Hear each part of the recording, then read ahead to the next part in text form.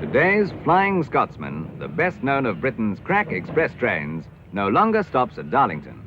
But it was between Darlington and Stockton, famous names in railway history, that a locomotive pulled a passenger train for the first time in the world. In 1825, amid a cloud of smoke and steam, it trundled through Darlington into an excited English countryside.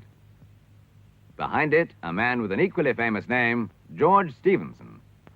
And this was his locomotive, Locomotion Number 1, that pulled the train that started a new era of travel. Only a few miles from Darlington to Stockton, but a journey that was to alter man's whole tempo of living.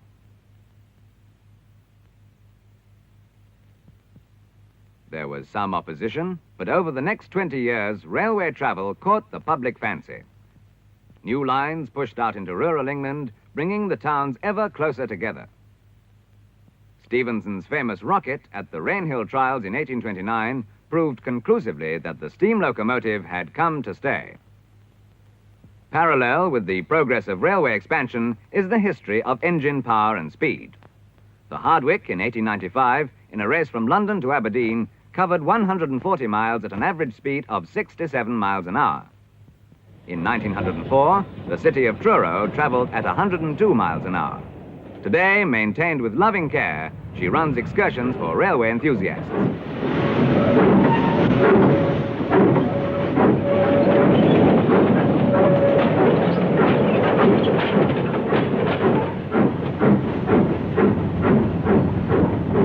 Power increased. In 1938, the Mallard wrote perhaps the final chapter in steam locomotive annals. Her 126 miles an hour still stands, a world speed record for steam.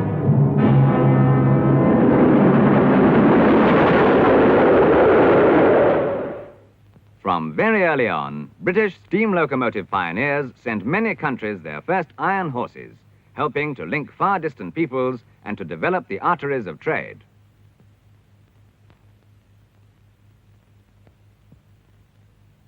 The tradition is carried on today in the export of British diesel, electric, and steam locomotives to all parts of the world.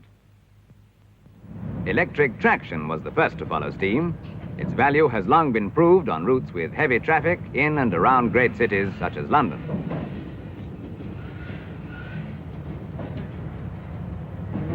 "70 years' experience in electrifying railways already lie behind the services running today in Britain. The industrial north was the first to have a trunk route handling all traffic electrically. Taking their power from an overhead DC system, these powerful electric locomotives operate between Manchester, Sheffield and Watt.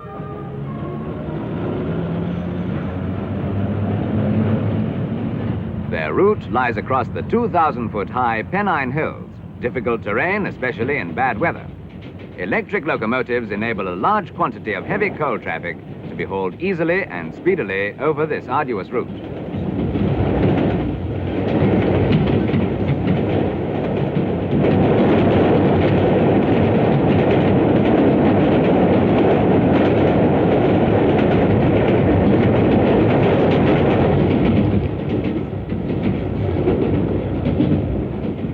In 1955, the British Transport Commission announced a 15-year plan for the modernization of British railways.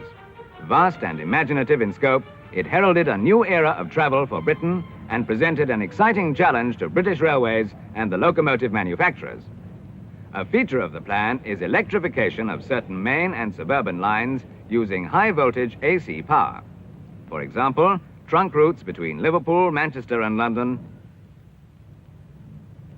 and the Northeast and London will take power from the countrywide national grid system, passing it to the locomotives through an overhead contact wire supported by the lightweight structures which the high-voltage system permits.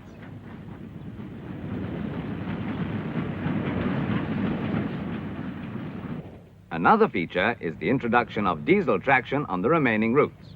Of the 2,500 diesel locomotives called for, many are already in service, different types for different purposes. The 2,000 horsepower diesel electric for express journeys from London to the north. The 800 horsepower diesel electric for heavy freight. The 1,200 horsepower diesel, here operated in multiple with one driving crew. The 1,250 horsepower diesel electric designed for mixed traffic. The 2,000 horsepower diesel hydraulic for express services to the southwest. To obtain immediate economies, diesels are already being used on routes that will ultimately be served by electric trains.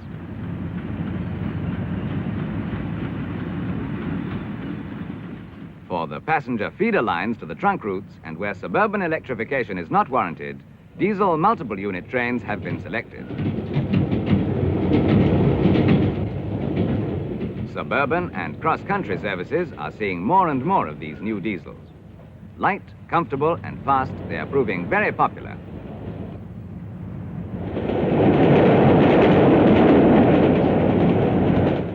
The new generation of train spotters is growing up with diesel and electric trains. During their lifetime, a changeover will take place as revolutionary as that from horse to steam, an evolution from steam to electric and diesel power.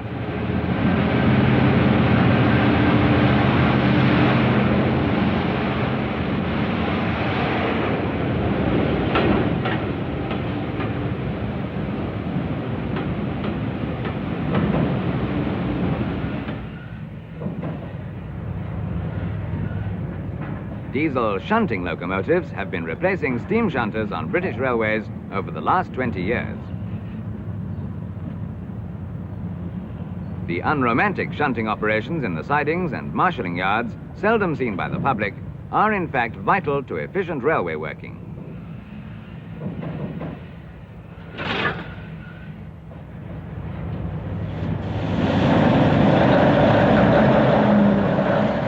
Diesel locomotives can be divided into 3 different classes according to their transmission systems. The diesel electric generates its own electricity to drive traction motors mounted on the axles.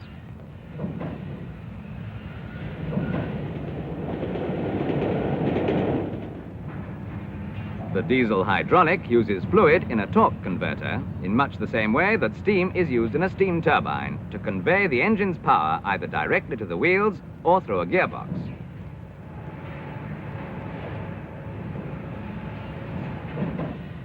The diesel mechanical in the lower horsepower range uses a clutch or hydraulic coupling and a gearbox just like a motor car.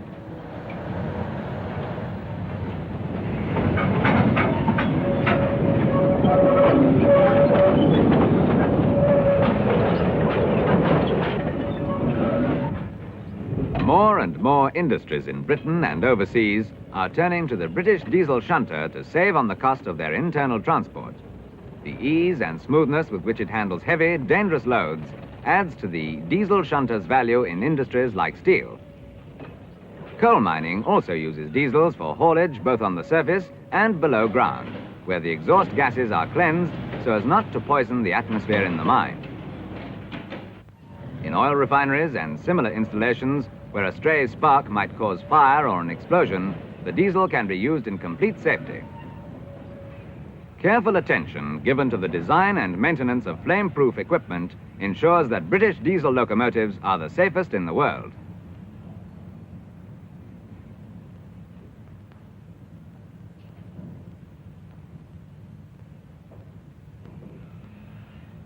Wherever efficiency and economy are demanded, diesel locomotives can provide them.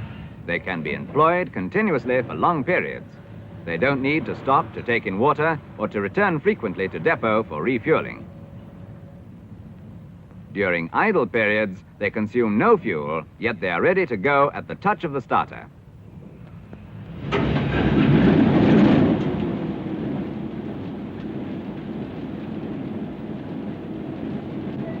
It's a one-man job. No fireman is needed. And there is virtually no smoke.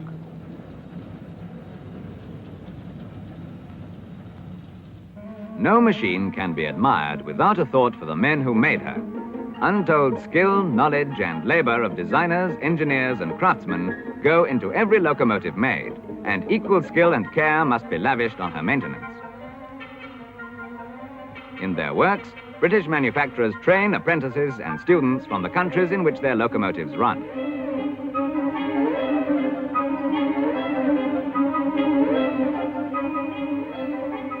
The British Railways modernization plan has provided a shop window and a proving ground for the country's diesel and electric locomotives. Before an engine is sent abroad, further stringent tests are carried out in the industry's research establishments. For while one engine must be able to operate in the heat of countries like Africa or India, another must be tested for the extreme cold of a Scandinavian winter. The conditions which can be created in this refrigeration chamber are far more exacting than any the engines will come across in service.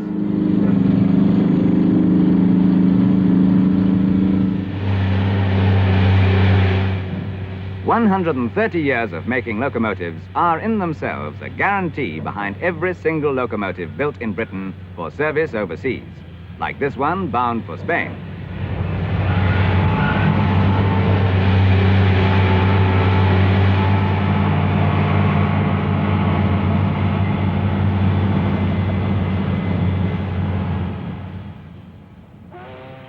Another electric locomotive, its destination, South Africa.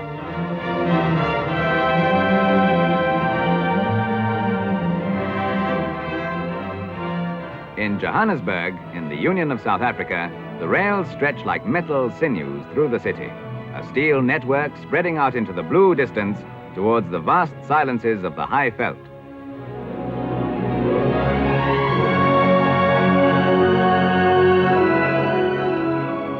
Here there is plentiful cheap coal, so electricity from coal-fed power stations is used.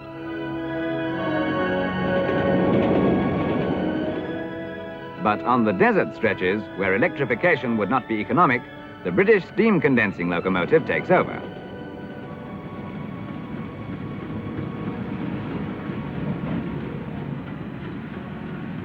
Here, the lack of water precludes the use of the conventional steam locomotive. But by condensing its exhaust steam in a special tender, this one can use the same water over and over again.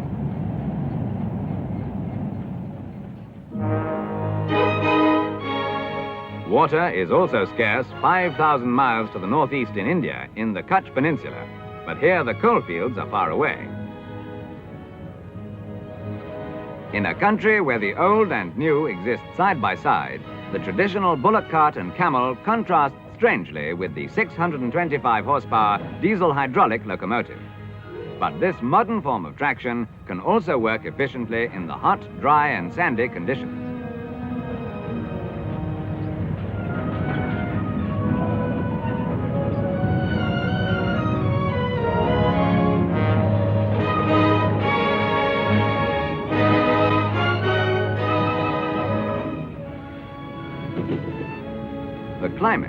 cities of India may be different from that of London, but the advantages of railway electrification are the same.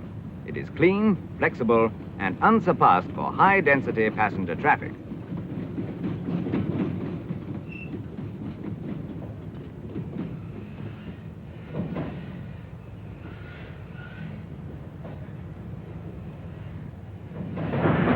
In East Africa, malarial mosquitoes and man-eating lions plagued the men who opened up the continent and drove this line from Mombasa on the coast to Lake Victoria. Today, this Bear Garrett, the most powerful meter-gauge locomotive in the world, travels on the same lightweight tracks which they laid down those 50 years ago, long before engines of its power and size were dreamed of, and hauls its heavy loads from the coast up steep inclines to Timberoa, 9,000 feet above sea level.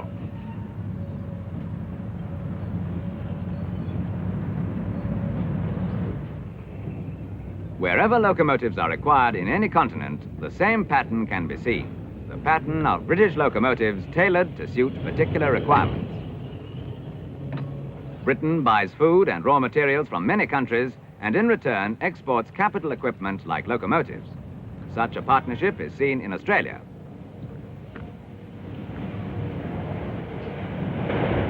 The fast Westlander diesel-electric and the country rail cars in Queensland are typical of Britain's contribution. British-built locomotives in New South Wales. These may well be hauling goods destined to go to Britain in return.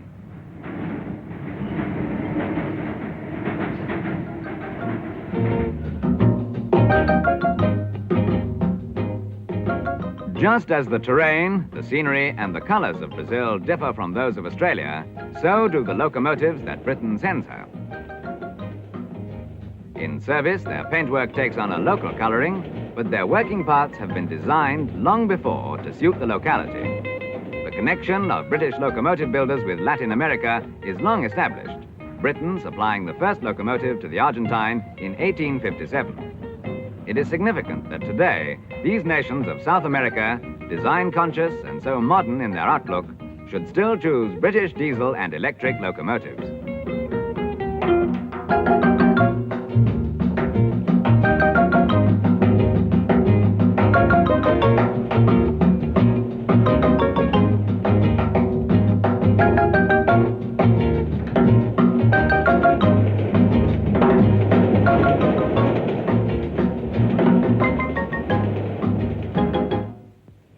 The British locomotive industry is maintaining the lead given it by its pioneers. Research and development are constantly improving the design and performance of British locomotives. Individually adapted or produced in quantity, they can be suited for any haulage job. Ever-changing demands bring new ideas. New needs are met by even newer methods. But the build-up of experience is unbroken through the years. From George Stephenson's Locomotion No. 1 to this 3,300 horsepower giant, the biggest single-unit diesel-electric in the world. The latest in a long, long line of successful British locomotives.